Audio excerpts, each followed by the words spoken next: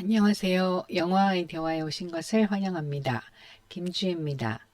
오늘은 올 7월 극장에서 개봉한 연상호 감독의 반도에 대해서 말씀드리도록 하겠습니다. 반도는 전작인 부산행에 비해서 몰입도도 좀 떨어지고 공감도도 좀 떨어지지만 재미는 있는 영화라고 생각이 됩니다. 반도는 부산행 이후 4년 이후에 좀비로 인해서 폐허가 된 한국을 영화의 무대로 삼고 있습니다.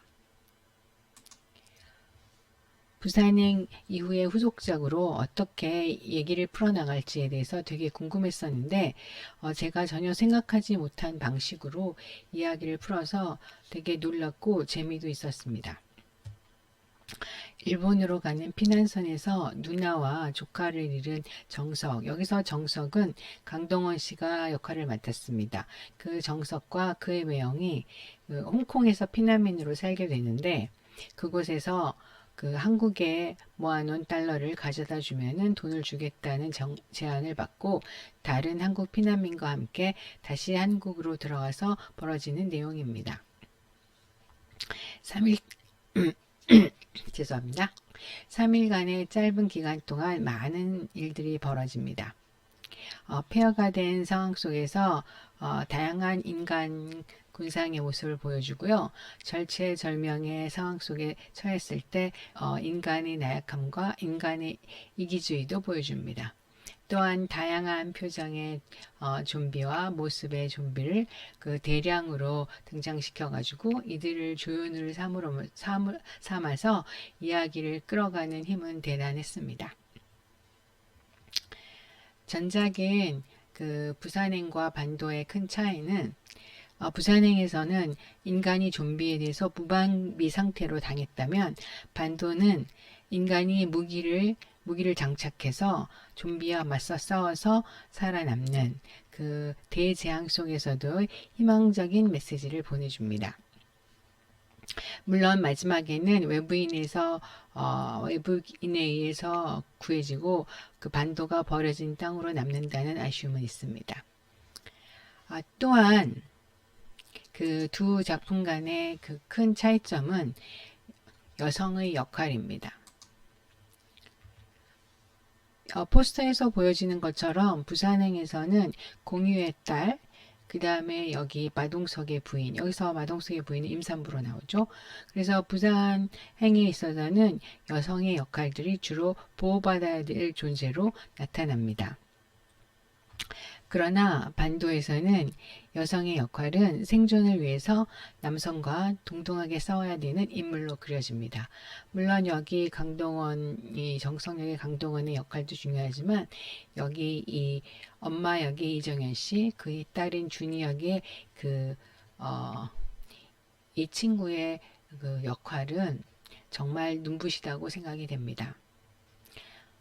이 민정역의 그 이정현 씨의 그 엄마로서의 강인함과 그 대담함, 그 다음에 이 준희 양의 그 겁없는 그 질주는 관객들에게 카타르시스를 선사한다고 생각합니다.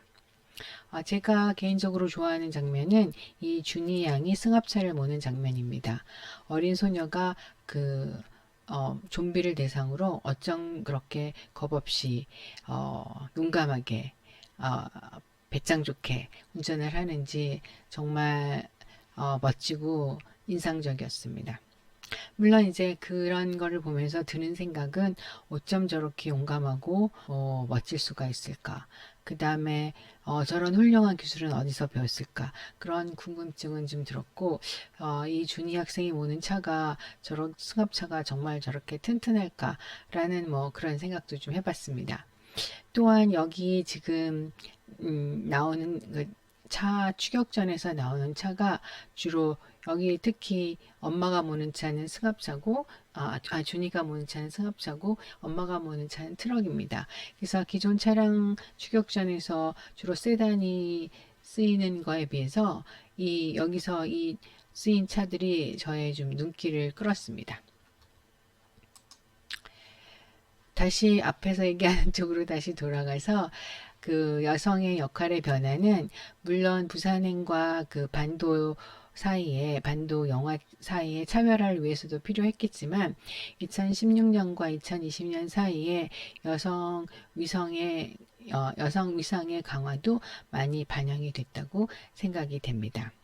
그래서 이런 이제 여자들이 주인공으로 나서게 되는 거죠.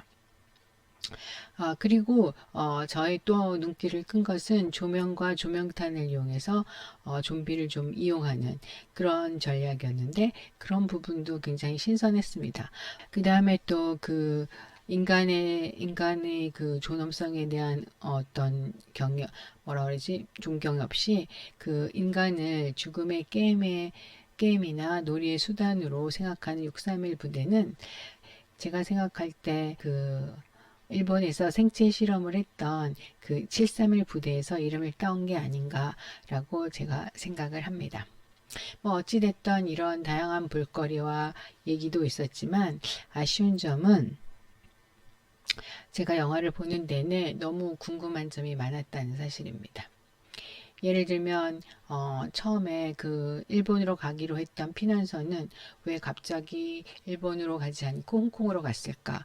그거에 대한 전혀 없습니다. 그래서 상당히 그 부분이 궁금했고요. 또 하나는 그 아까 제가 뭐 칭찬을 많이 했지만 그 민정가족 이정현 씨, 그 다음에 그의 두 딸, 이 둘은 어떻게 이 대재앙의 상황 속에서 살아남았을까 하는 거죠. 그 영화 속에서 살아남은 여자는 그 세 명이 전부입니다. 그럼 어떻게 살아남았을까? 그 다음에 그 서대휘와 김희병, 그 다음 황중사를 포함하는 그 631 부대는 그러면 그 631 부대원과 부대원들은 어떻게 또 살아남았을까? 그 와중에서 그거에 대한 설명이 없고요. 그 다음에 그 권혜여 씨가 맡은 김노인과 민정가족이 또 어떻게 만나서 그렇게 같이 살게 되는가. 그 부분에 대한 설명도 없습니다. 그 다음에 또 실질적으로 나중에 제인이 구하러 오는데 그 제인과 권혜여 씨가 맡은 김노인과의 관계가 그 반도에 와서 사람들을 구해줄 정도로 돈독했나. 이 부분에 대한 설명이 하나도 없습니다. 그래서 결론적으로 말씀드리면 줄거리에 개연성이 없습니다. 그러다 보니까 이 줄거리에 몰입이 안 되고 공감도 뭐 안 되는 것이죠. 그러니까 마치 제가 영화를 볼 때 갤러리에 가서 그림을 보듯이 한 발짝 물러서서 그림을 보듯이 그렇게 영화를 본 것 같습니다. 그러다 보니 영화를 보면서 제가 어디까지가 여기가 컴퓨터 그래픽 CG이고 어디까지가 그 세트를 지어서 찍었을까라는 생각도 해봤었는데요. 이게 이제 몰입이 안 됐다라는 그런 얘기겠죠? 그리고 제가 생각할 때 그 완전히 쑥대밭이 된 그 서울을 구현한다는 건 상당히 어려운 일이 아니었겠습니까? 근데 제작진에 따르면은 이 장면이요. 지금 많은 차가 있죠. 도로가 있고 이 장면하고 여기 이 장면 지금 이들을 그 좀비의 먹이로 바치는 여기 한 이런 게임에 이게 지금 쇼핑몰 구조인데 이 장면은 다 세트를 지어서 촬영했다고 합니다. 그래서 뭐 이렇게 세트를 지어서 좋은 점도 있었습니다만은 또 이제 제가 또 궁금한 내용은 어떤 내용이냐면 궁금한 내용이 아니라 아쉬운 내용은 그 영화를 봤을 때 초기에 그 홍콩의 보스가 돈을 가져오면 돈을 이들에게 나눠주겠다고 하는데 저는 당연히 돈을 가져와도 이 사람들을 죽일 거라고 생각을 했고 그러면 연상호 감독이 이 마지막을 어떻게 마무리할 것인가에 대한 좀 걱정이 있었습니다. 라는 그런데 뭐 제인이 와가지고 그들을 구해주면서 싱겁게 끝나버렸죠. 그래서 좀 마지막으로 아쉬운 점이 좀 남았습니다. 끝으로 제가 생각할 때 그 연상호 감독의 반도가 던지는 질문은 센서블한 어떤 합리적인 선택이나 판단이란 게 과연 무엇인가에 대한 질문인 것 같습니다. 물론 감독은 그 정석 그 죄송합니다.